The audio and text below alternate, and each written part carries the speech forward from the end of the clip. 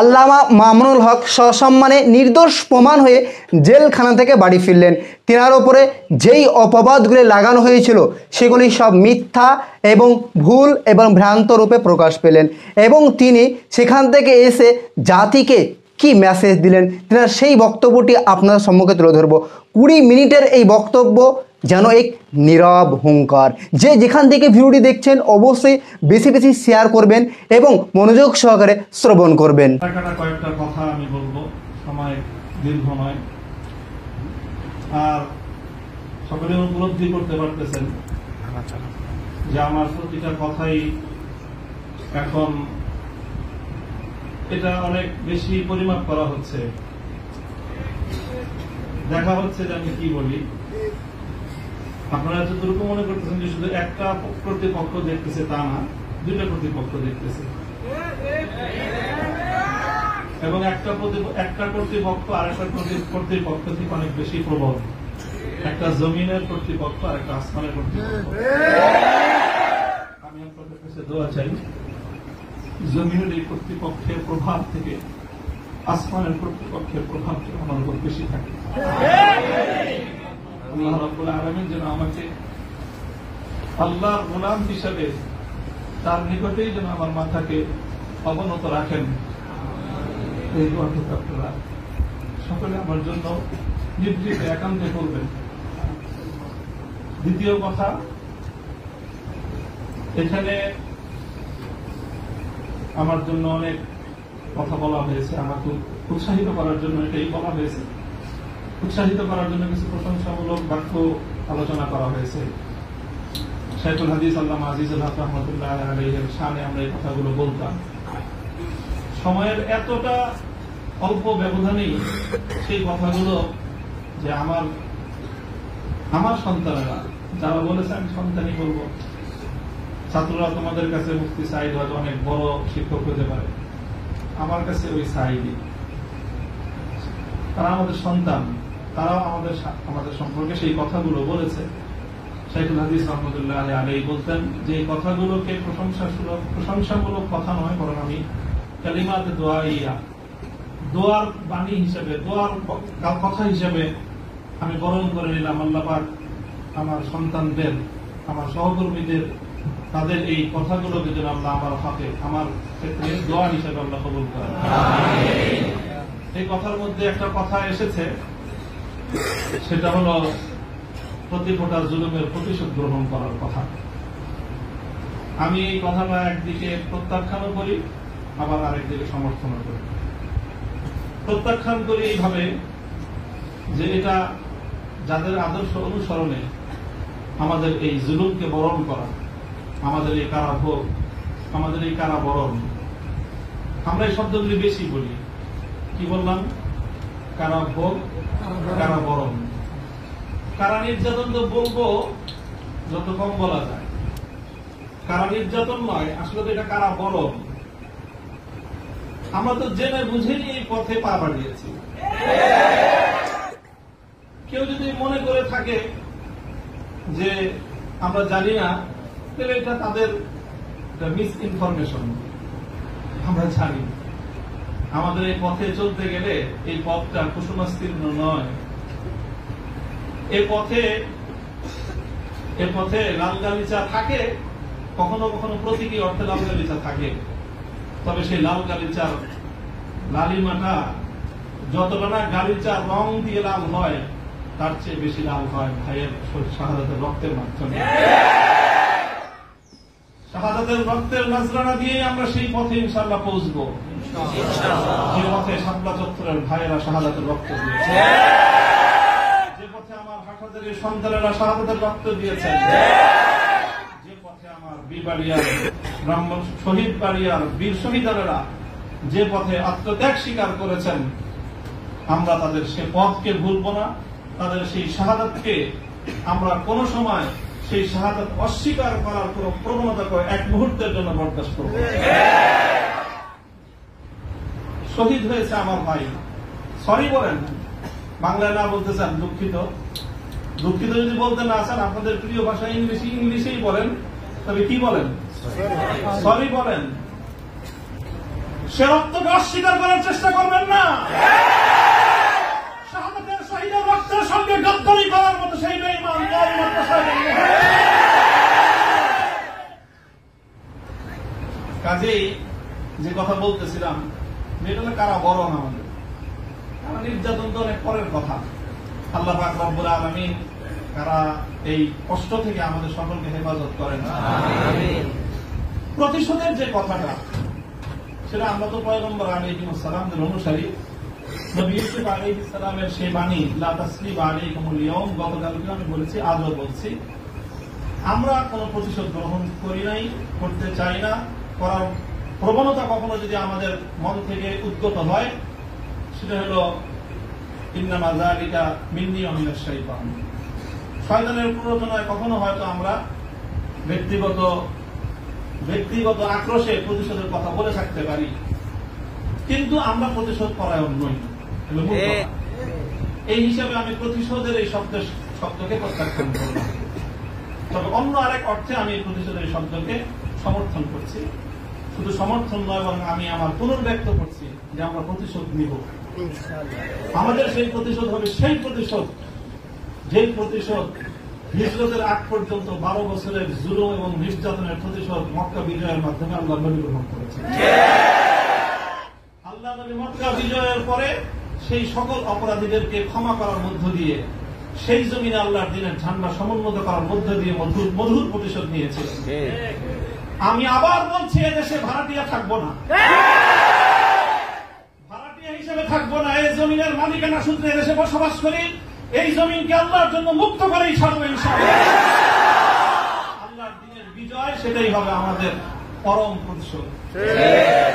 এবং আমাদের যারা আমাদেরকে শত্রু ভেবে আমাদেরকে নিঃশেষ করার চেষ্টা করেছে, অপমান করার চেষ্টা করেছে, আমরা তাদেরকে সম্মানিত করে প্রতিশোধ, আমরা তাদেরকে আদর্শের সোনালী পথে বরণ করে নেওয়ার মধ্য দিয়েই আমরা ইনশাআল্লাহ আমাদের আদর্শের বিজয়ের প্রতিশোধ গ্রহণ করব। আল্লাহ রাব্বুল আলামিন আমাদেরকে সে তৌফিক দান করুন। আরেকটা কথা বলা হয়েছে, অনেকের কথার মধ্যে আসছে যে ভবন, একটা ভবনের আলোচনা। এই ভবনটার গুরুত্ব একসময় আমার কাছেও খুব ছিল, 3 বছর আগেও খুব ছিল। যখন শুনলাম যে ভবনটা চলে যাচ্ছে, আমি তখন সর্বপ্রথম সালাতুল হাজাত করে দোয়া করেছিলাম যে আল্লাহ যেন খায়রের ফয়সালা করেন। আর এরপরে এখন আমার অনুভূতিটা হলো যে এরকম ভবন না থাকাই ভালো। না থাকা ভালো কেন? দস্তারে না দারে মা গমে পেয়েছে না দারে, মা হেয়েছে না দারে গমি হেয়েছে না দারে। এইরকম ভবন টবন থাকলে এগুলোকে রক্ষা করার জন্য ডানে বামে অনেক কিছু তাকানোর প্রয়োজন হয়। ভবন নেই, রক্ষা করার জন্য পায়ের কাছে তেল মারার দরকার। আজ এখানে মাদ্রাসা, কালকে ইনশাআল্লাহ শাহিদুল হাদিসের সন্তান মাহফুজুর হক সাহেব যদি নদুরি করে যে বসেন, ইনশাআল্লাহ ওই কেরানীগঞ্জের ওই একেবারে দূরের চরে বা কোন রুটের চর, কোন চরের মধ্যে চেয়ে বড় মাদ্রাসা হবে। প্রয়োজন নাই ভবনের, প্রয়োজন নাই মাদ্রাসার স্থাপন কোন সম্পত্তি। ওই পুরাতন যুগে ফিরে যেতে হবে আমাদের। স্থায়ীভাবে আমি এই কথা বলতেছি। এই বিশাল বিশাল আলিশান ইমারত সাজায়, আর সেই ইমারতের মধ্যে সুন্দর সুন্দর আরামদায়ক বিলাসী রুম সাজায়, সেখানে বিলাসী এলেম চর্চা। আমি এই কথাটা আমার কাছে খুব মনে পড়ছে, বিলাসী এলেম চর্চা। আজকে আমাদেরকে এই বিলাসী এলেম চর্চায় বেড়ে বসেছে। বিলাসী এলেম চর্চার পথ বাদ দিয়ে আমাদের আকাবের এবং আসলাফদের মতো সেই খেজুর গাছের তলায়, বট গাছের নিচে সালাদ চাটার উপর বসে আমাদেরকে ক্বালা আল্লাহ ক্বালা রাসূলের তালিম দেওয়ার সেই সবক গ্রহণ করতে হবে। তাহলে ইনশাআল্লাহ আমরা বাতিলের তাফতে তাউসকে উল্টে দিয়ে সেখানে আমরা কালিমার সংখ্যা সমুন্নত করতে পারব। মোল্লা মুহাম্মদ উমর রাহিমাহুল্লাহু তাআলা, তিনি সারা পৃথিবীর সুপার পাওয়ারের সাথে টক্কর দিয়েছিলেন। আমাদের বাংলাদেশের মধ্যে কোন গণভবন আর সংসদ ভবন, বঙ্গভবন কিছুই ছিল না। কান্দাহারের ছোট্ট একটা ঘরের মধ্যে ভাঙ্গা খাটের উপরে বসে টক্কর দিয়ে দিলেন তো সুপার পাওয়ারের সাথে। সারা দুনিয়া মনে করলো যে বেকুবের দল। 20 বছর পর আল্লাহ দেখা দিলেন তারাই বিজয়ী দল। তবে একটা দুঃখ আমার, আমি ওই এই গোটা প্রসঙ্গের সঙ্গে যারা যারা সম্পৃক্ত অধিকাংশই আমার সম্মানিত, অনেকে আমার মুহতারাম উস্তাদ, শুধু উস্তাদ না, অনেকে এমন আছেন যারা উস্তাদ মুতাওবিব, অর্থাৎ আমি আমার মতো করে শাইখুল হাদিস রহমাতুল্লাহ আলাইহি আমাকে যাদের তত্ত্বাবধানে গড়ে তোলার চেষ্টা করেছেন, শুধু আমাকে না, আমার ভাইদেরকেও, মাহফুজ সাহেব হুজুর এবং আমি, আমার দুইজন বিশেষ করে, ওনারা অনেকে এখানে আছেন। কাজে তাদের প্রতি কোনো অসম্মান হয়, অমর্যাদা হয়, সেই কথা আমি বলবো না। কখনো ভুলে বলে থাকলে সেটার জন্য আমি নিঃশর্ত ক্ষমা প্রার্থনা এখনো করছি, যে কোনো সময় করবো, যে কোনো ভাবে করতে হয় করবো। তবে একটা কথা,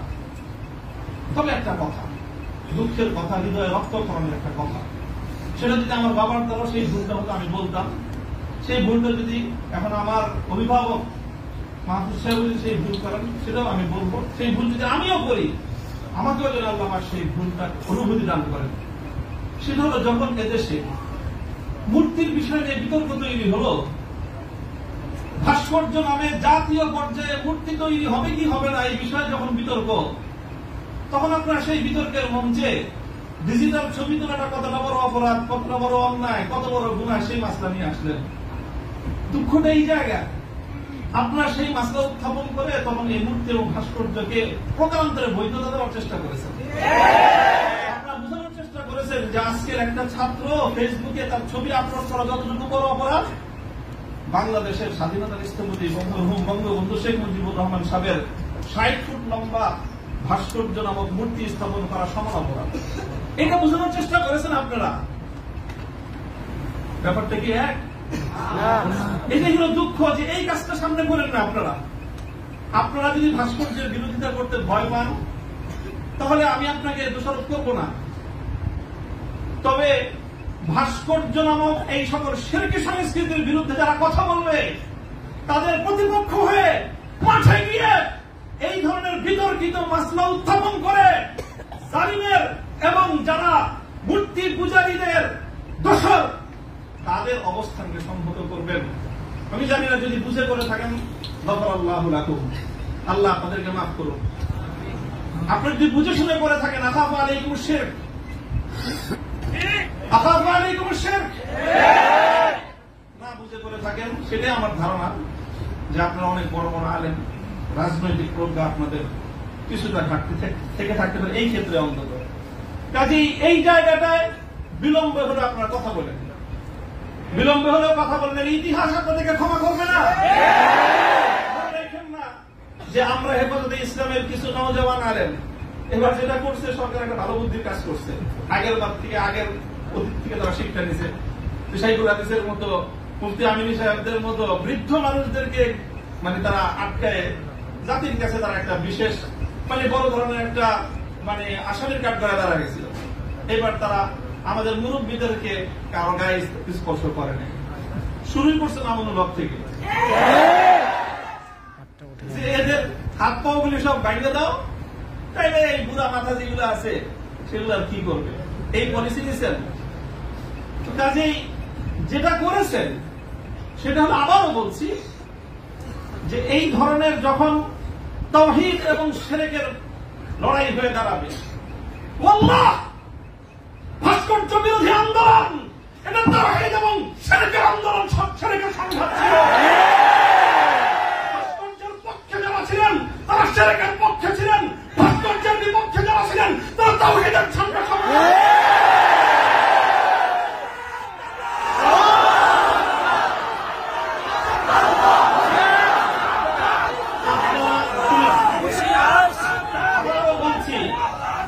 ভাস্কর্যের পক্ষ বিপক্ষের এই লড়াইকে একজন মরহুম মুসলিম নেতা, মরহুম বঙ্গবন্ধু শেখ মুজিবুর রহমান সাহেবের ব্যক্তিত্বকে মাঝখানে এনে বিষয়টাকে ভিন্ন রং দেওয়ার চেষ্টা করা হয়েছিল।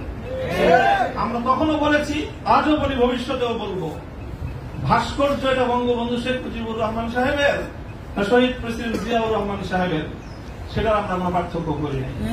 আমি একথাও বলেছি, ভাস্কর্য যদি স্বয়ং আমাদের মুসলিম জাতির পিতা খলিল ইব্রাহিম আলাইহিস সালামের হয়, তাহলে সেই ভাস্কর্যের সাথে কি আচরণ করতে হয় মুহাম্মদুর রাসূলুল্লাহ শিখিয়ে দিয়ে গেছেন। আল্লাহ রাসূল সাল্লাল্লাহু আলাইহি ওয়াসাল্লাম মক্কা বিজয়ের দিন বাইতুল্লাহ থেকে যেই মূর্তিগুলো বের করেছিলেন, যে ভাস্কর্যগুলো বের করেছিলেন, তার মধ্যে তো একটা ছিল ইব্রাহিম আলাইহিস সালামের মূর্তি। কি বলেছিলেন? কাতালাহুমুল্লাহ, আল্লাহ পাক এই মক্কাবাসীদেরকে ধ্বংস করুক। তারা খলিল ইব্রাহিম আলাইহিস সালাতু ওয়াস সালামের মূর্তি তৈরি করেছে। আমাদের কথা আপনাদের পছন্দ হলো না, আমি বললাম যে ভাস্কর্য বানায়েন না, এটা বানালে বঙ্গবন্ধু যদি মুসলিম হয়ে মারা গিয়ে থাকেন কবরে তার শাস্তি হবে। তো আপনারা মনে করেন আমরা বঙ্গবন্ধুর বিরুদ্ধে বললাম, আসলে বলি নাই বিরুদ্ধে। তিনি যদি, আবারও বলছি, যদি আল্লাহ তাকে ইমানের সাথে খাতিমা দিয়ে থাকেন, আমি জানি না কি অবস্থায় মৃত্যু হয়েছে সেটা কেউ বলতে পারবে না, তাহলে তার ভাস্কর্য, তার মূর্তি তৈরি করাটা এটা তার সঙ্গে চরম বিশ্বাসঘাতকতা। সর্বশেষ কথা হলো এই, খলিল ইব্রাহিম আলাইহিস সালাতু ওয়াস সালামকে যখন এই মূর্তি বিরোধী আন্দোলনের, মূর্তি বিরোধী কার্যক্রমের পরিণামে নমরুদ কি করেছিল? অগ্নিকুণ্ডে নিক্ষেপ করেছিল। এটা সবাই জানি আমরা। কিন্তু অগ্নিকুণ্ডে নিক্ষেপ করাটা এটা নমরুদের প্রধান শাস্তি ছিল। নমরুদ ইব্রাহিম আলাইহিস সালাম যে প্রতিশোধটা গ্রহণ করেছিল সেটা কিন্তু প্রধান এটা ছিল না যে ওনাকে কি করেছে, আগুনে নিক্ষেপ করেছে। আর খলিল ইব্রাহিমকে আগুনে নিক্ষেপ করে আর কি প্রতিশোধ নেবে? যে বেটা তার প্রাণাধিক প্রিয় সুপুত্রকে আল্লাহর জন্য হাসি মুখে কোরবানি করতে চায়, তার নিজের জীবনের দাম তার কাছে আর কতটুকু, তার কি মারবে আর কি জ্বালাবে? সবচেয়ে বড় যে জঘন্য কাজটা নমরুদ করেছিল সেটা হলো ইব্রাহিম আলাইহিস সালাতু ওয়াস সালামকে অগ্নিকুণ্ডে নিক্ষেপ করার আগে ওনাকে বিবস্ত্র করে ফেলেছিল। ওনার সারা শরীর থেকে কাপড় খুলে ফেলেছিল, বাংলায় বুঝেন নাই, উলঙ্গ করেছিল। আল্লাহ পাক রব্বুল আলামিন ইব্রাহিম আলাইহিস সালামকে জন্য একটা পুরস্কার দিলেন। সেই পুরস্কারটা আল্লাহর নবী বলেছেন, আউয়ালু মান ইউসা ইয়াউমাল কিয়ামাতি ইব্রাহিম খলিলুল্লাহ। ও ইব্রাহিম, মূর্তির বিরুদ্ধাচরণ করার কারণে মূর্তি পূজারীরা তোমার শরীর থেকে সম্মানের আবরুর কাপড় খুলে নিয়েছে। কিয়ামতের দিন যখন সমস্ত মানুষ বিবস্ত্র থাকবে, সর্বপ্রথম আমি তুমি ইব্রাহিম খলিলকে কাপড় পরায়ে সমস্ত মানুষের সামনে সম্মানিত করব। আমার কেন জানি মনে হয়েছে আমি একজন অপরাধী, অনেক অপরাধের শেষ নাই, আমার ভুল ত্রুটির কোন শেষ নাই। ওই যে বললেন না যে আপনার কাছে 42টা মামলা, মামলার তো অভাব নাই। এই যে কোনো মামলায় ফাঁসি দিতে পারেন, ফাঁসি দিতে তারা অন্য কিছু লাগে না। আদালতে দাঁড়ায় এক মহিলা আইনজীবী বলে, আরে বিচার করার জন্য এত কিছু লাগেনি, আমাদের এর চেয়ে কত হালকা সাক্ষ্যতে আমরা মানুষের বিচার করে ফেললাম। ওপেন আদালতে বলতেছে এই কথা, বিচার করার জন্য খুব কিছু লাগে না। হত্যা মামলা কতগুলো আছে আমার নামে, ছিনতাই মামলা আছে, পকেট চুরির মামলা, চুরির মামলা আছে, সব মামলাই তো আছে। যে কোনো মামলা দিয়ে ফাঁসি দিয়ে দিতে পারেন। আপনারা চেষ্টা করেছেন বিবস্ত্র করতে চেষ্টা করেছেন, তবে একটা জিনিস ভালো করেছেন, আপনারা যেই কেসটাকে বিবস্ত্র করার জন্য বেছে নিয়েছেন সেই কেসটা ছিল খুব দুর্বল। আগামী 50 বছরের জন্য ওলামায়ে কেরামের বিরুদ্ধে এই ষড়যন্ত্রের দুয়ার রুদ্ধ হয়ে গেছে। আপনারা যদি এই ধরনের ষড়যন্ত্র করতে থাকেন, জাতি আবার নতুন করে বলবে, এতদিন বলতো ইউসুফ আলাইহিস সালামের বিরুদ্ধে যে ষড়যন্ত্র করছে, মামুনুল হকের বিরুদ্ধে সেই ষড়যন্ত্র, সামনে বলবে মামুনুল হকের বিরুদ্ধে যে ষড়যন্ত্র হয়েছিল, আব্দুল্লাহর বিরুদ্ধে সেই ষড়যন্ত্র। আমি আপনাদের কাছে দোয়া চাই, আল্লাহ রাব্বুল আলামিন যেন আমাকে এটার বিনিময়ে ইব্রাহিম আলাইহিস সালাতু ওয়াস সালামের সঙ্গী করে কিয়ামতের দিন আমিন আমিন। আল্লাহ পাক রব্বুল আলামিন আপনাদের সকলকে জাযায়ে খায়র দান করুন আমিন।